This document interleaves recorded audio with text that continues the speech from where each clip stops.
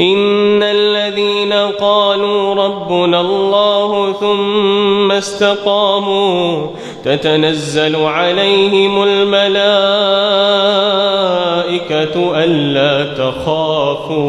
ألا تخافوا ولا تحزنوا وأبشروا بالجنة التي كنتم توعدون نحن أولياؤكم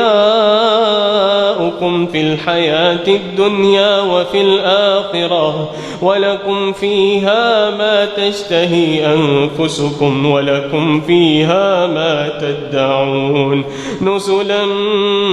من غفور رحيم ومن أحسن قولا ممن دعا إلى الله وعمل صالحا وقال إنني من المسلمين ولا تستوي الحسنة ولا السيئة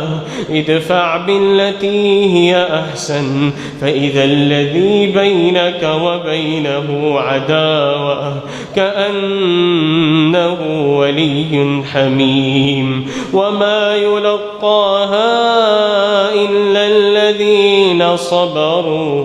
وما يلقاها إلا ذو حظ عظيم وإما ينزغنك من الشيطان نزغ فاستعذ بالله إنه هو السميع العليم.